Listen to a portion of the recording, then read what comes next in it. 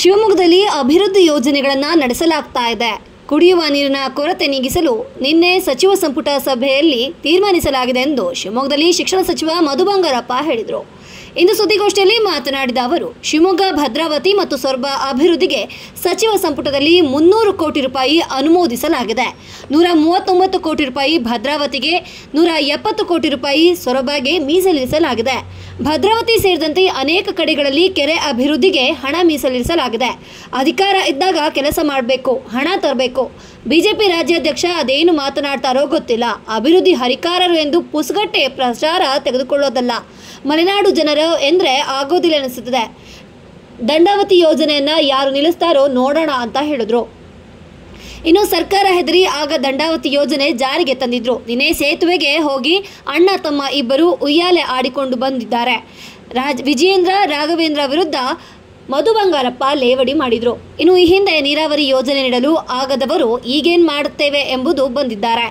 ಇನ್ನು ನೀರು ನೀಡಲು ಒಬ್ಬರ ಮನೆ ಹಾಳು ಮಾಡಬಾರ್ದು, ಮಲೆನಾಡಿನ ಜನರ ಬದುಕು ಹಾಳು ಮಾಡಲು ಈಗ ಇವರು ಹೊರಟಿದ್ದಾರೆ. ಎಡಕೊಪ್ಪ 15 ಕೆರೆ ದಂಡಾವತಿ ಯೋಜನೆಗೆ ಬ್ಯಾರೇಜ್ ಗುಡುವಿನಲ್ಲಿ 32 ಕೆರೆ ನಿರ್ಮಿಸಲು ಅನುದಾನ ಅನುಮೋದಿಸಲಾಗಿದೆ. ನಿನ್ನೆ ಸಚಿವ ಸಂಪುಟ ಸಭೆಯಲ್ಲಿ ಹಣ ಬಿಡುಗಡೆ ಮಾಡಿ ಸಿಎಂ ಆದೇಶಿಸಿದ್ದಾರೆ. ಶಿವಮೊಗ್ಗ ನಗರದಲ್ಲೂ ಅನೇಕ ಅಭಿವೃದ್ಧಿ ಯೋಜನೆಗಳಿಗೆ ಹಣ ಬಿಡುಗಡೆ ಮಾಡಲಾಗ್ತಾ ಇದೆ. ಇನ್ನು ದಂಡಾವತಿ ಯೋಜನೆಗೆ 800 ಕೋಟಿ ರೂಪಾಯಿ ಬಿಡುಗಡೆಗೆ ಸಂಪುಟ ಸಭೆಯಲ್ಲಿ ತೀರ್ಮಾನಿಸಲಾಗಿದೆ. ಅದನ್ನು ಹಂತ ಹಂತವಾಗಿ ಬಿಡುಗಡೆ ಮಾಡಲು ತೀರ್ಮಾನಿಸಲಾಗಿದೆ. ಇನ್ನು ದಿನ ಬೆಳಗ್ಗೆ ಎದ್ರೆ ಕಾಂಗ್ರೆಸ್ ಸರ್ಕಾರದ ವಿರುದ್ಧ ಬಿಜೆಪಿಯವರು ಟೀಕೆ ಮಾಡ್ತಾರೆ. ಆಗ ಸರ್ಕಾರ ಬೀಳುತ್ತೆ, ಈಗ ಸರ್ಕಾರ ಬೀಳುತ್ತೆ ಅಂತ ಟೀಕೆ ಮಾಡೋದಷ್ಟೇ ಇವರ ಕೆಲಸವಾಗಿದೆ. ಸುಮಾರು 17,000 ಮಕ್ಕಳಲ್ಲಿ ಸುಮಾರು 12,000 ಮಕ್ಕಳು ಹೆಚ್ಚು ಅಂಕ ಪಡೆದಿದ್ದಾರೆ. ಮತ್ತೆ ಪರೀಕ್ಷೆ ಮಾಡಿರೋದು ಮಕ್ಕಳಿಗೆ ಅನುಕೂಲವಾಗಿದೆ. ಟೂರಿಸಂ ಹಾಗೂ ಕ್ರೀಡೆಗೆ ಹೆಚ್ಚು ಒತ್ತು ನೀಡಲಾಗಿದೆ. ಇದಕ್ಕಾಗಿ ಹೆಚ್ಚು ಅನುದಾನ ತರಲು ಯೋಜಿಸಲಾಗ್ತಾ ಇದೆ. ಇನ್ನು ಈ ಡಿಸಿ ಜೊತೆಗೆ ಸಭೆ ನಡೆಸಿದ್ದೇನೆ. ಚಂದ್ರಗುತ್ತಿ ಅಭಿವೃದ್ಧಿಗೂ ಹೆಚ್ಚು ಹಣ ತರಲು ಯೋಜಿಸಲಾಗಿದೆ. ಇದಕ್ಕಾಗಿ 2.84 ಕೋಟಿ ರೂಪಾಯಿಯನ್ನ ಮೀಸಲಿರಿಸಿದೆ. ವಿರೋಧ ಪಕ್ಷ ನಾಯಕ ಅಶೋಕ್ ಕನ್ನಡವೇ ಸರಿಯಿಲ್ಲ. ಅಶೋಕ್ ಕನ್ನಡ ಟೀಕಿಸಿ ಸಚಿವ ಮಧು ಬಂಗಾರಪ್ಪ ಲೇವಡಿ ಮಾಡಿದ್ರು. ಅದೇನು ಬಿತ್ತದೋ ಅಂತಾರೆ. ಇಂಥವರೆಲ್ಲ ನನ್ನ ಕನ್ನಡದ ಬಗ್ಗೆ ಟೀಕೆ ಮಾಡ್ತಾರೆ. ಅದೇನು ಬೆಂಗಳೂರು ಕನ್ನಡ ಮಾತಾಡ್ತಾರೋ ಏನೋ ಎಂದು ಅಶೋಕ್ ಕನ್ನಡದ ಬಗ್ಗೆ ಮಧು ಬಂಗಾರಪ್ಪ ಟೀಕಿಸಿದ್ರು. ಅಧಿಕಾರ ಕೆಲಸ ತರಬೇಕು, ಹಣ ತರಬೇಕು. ಯಾರ್ಯಾರು ನಮ್ಮ ಸರ್ಕಾರನ ಟೀಕಾ ಟಿಪ್ಪಣಿ ಮಾಡಿದ್ರಲ್ಲ, ಇದು ಬರ್ಬಾದ್ ಆಗೋದು ಈಗಲೂ ಮಾಡ್ತಾರೆ. ಬಿಜೆಪಿ ರಾಜ್ಯಾಧ್ಯಕ್ಷರಂತೂ ಅವರಿಗೆ ಮಾತಿಗೆ ಅವರಿಗೇನು ತಲೆ ಲೆಕ್ಕ ಐತೋ ಇಲ್ಲ ಗೊತ್ತಿಲ್ಲ. ಅವ್ರು ಮಾಡಿರೋದು ಈ ದೇಶನ ಹಾಳು ಮಾಡಿರೋದ್ರದ್ದಲ್ಲ, ಅದೇ ಯೋಚನೆಯಲ್ಲಿದ್ದಾರೆ. JDS ಅವರು ಕೂಡ ಗ್ಯಾರಂಟಿ ಸಿಕ್ಕೇ ಇಲ್ಲ. ನಾವು ಧೈರ್ಯವಾಗಿ ಎಲ್ಲ ಕಡೆ ಓಡಾಡ್ತಾ ಇದ್ದೀವಪ್ಪ. ಎಲ್ಲ ಕಡೆ ಬ್ಯಾನರ್ ನಾವು ಹಾಕಿದ್ದೀವಿ, ಗ್ಯಾರಂಟಿಗಳ ಸರ್ದಾರ ಸಿದ್ದರಾಮಯ್ಯ ಅವ್ರ ಸರ್ಕಾರ ಅಂತ. ಅದ್ರಲ್ಲಿ ನಾನು ಕೂಡ ಪಾಲ್ದಾರನೇ, ಯಾಕೆಂದರೆ ನಾನು ಕೂಡ ಯೋಜನೆಗೆ ನಾವು ಕೊಟ್ಟವರು. ಅದ್ರ ಜೊತೆಗೆ ಅಭಿವೃದ್ಧಿ ಬಹಳ ಮುಖ್ಯ ಆಗ್ತದೆ. ಬೇರೆ ಬೇರೆ ಕಾರ್ಯಗಳನ್ನು ತಗೊಳ್ಬೇಕಾಗ್ತದೆ. ಯಾರು ಅಭಿವೃದ್ಧಿ ಹರಿಕಾರರು ಅಂತೇಳಿ ಪುಕ್ಷಣೆ ಭಾಷಣ ಮಾಡ್ಕೊಂಡು ಹೋಗ್ತಾಯಿದ್ರು, ಗ್ಯಾರಂಟಿಗಳನ್ನು ಕೊಟ್ಟು ಯಾವ ಯೋಜನೆಗಳನ್ನು ನಿಲ್ಲಿಸಿದ್ರು ಅದೆಲ್ಲದೂ ಕೂಡ ಇವತ್ತು ನಾವು ಕೊಡ್ತಾ ಇದ್ದೀವಿ. ನಿನ್ನೆ ಒಂದೇ ದಿವಸ ಕ್ಯಾಬಿನೆಟಲ್ಲಿ ಶಿವಮೊಗ್ಗ ಜಿಲ್ಲೆಗೆ ತಾವೆಲ್ಲ ನೀವು ನೋಡಿದಿರಿ. ಆದರೆ ಹಂಚ್ಕೊಳ್ಳೋಕೆ ಆಸೆ, ಯಾಕೆಂದರೆ ಕಷ್ಟಪಟ್ಟು ನಾನಲ್ಲ, ನಮ್ಮ ಮುಖಂಡರು ನಮ್ಮನ್ನು ಉಪಯೋಗ ಮಾಡಿಕೊಳ್ತಾರಲ್ಲ, ಅದು ಬಹಳ ಮುಖ್ಯ.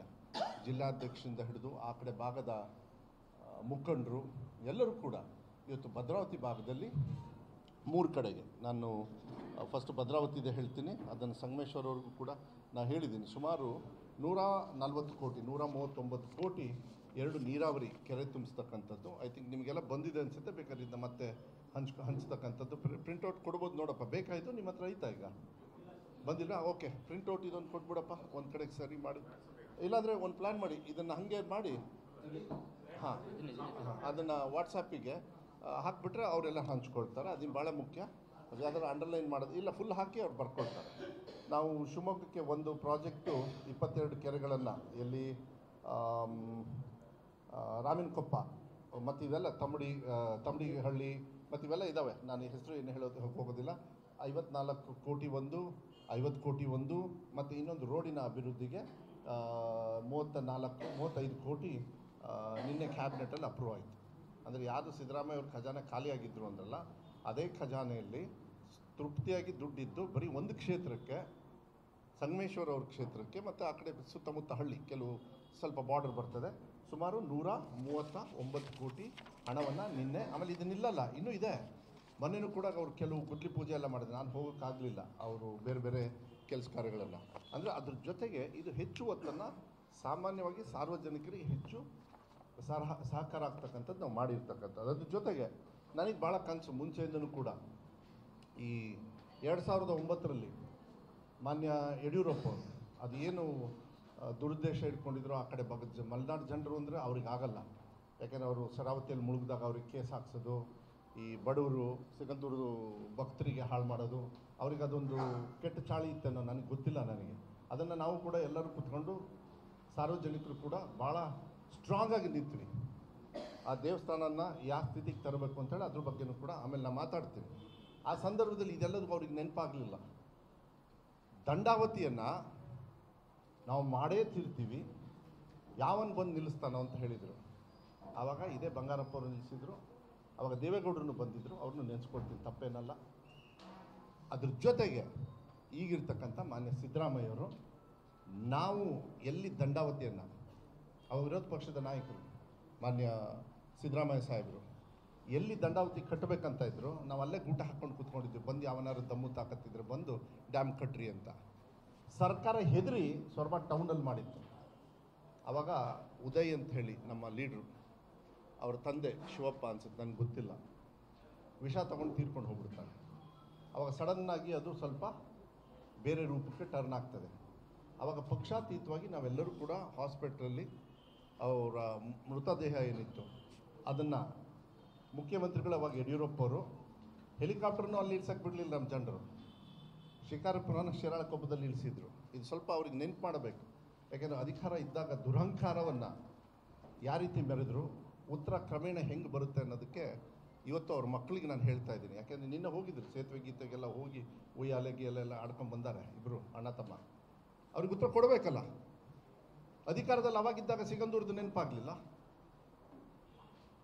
ಮಧು ಬಂಗಾರಪ್ಪ ಎಲ್ಲ ಸಾರ್ವಜನಿಕರು ಸೇರಿ ನೀರಾವರಿಗೆ ಯಾವಾಗ ನಾವು ಪಾದಯಾತ್ರೆ ಮಾಡಿದ್ವಿ, ಕುಮಾರಸ್ವಾಮಿಯವರು ಕೋಲಿಷನ್ ಗೌರ್ಮೆಂಟಲ್ಲಿ ಇದ್ದಾಗ ಇಲ್ಲೇ ನೀವು ನೆಹರು ಗ್ರೌಂಡ್ ಎಲ್ಲೋ ಗೊತ್ತಿಲ್ಲ ಸಹಕಾರಿ ಸಪ್ತಾಹ ಮಾಡಿದಾಗ ಅವಾಗ ಘೋಷಣೆ ಮಾಡ್ತಾರೆ, ಗೊತ್ತು ತಾನೆ, ನೀವೆಲ್ಲ ಇದ್ರಲ್ಲ ಬಸವರಾಜ್.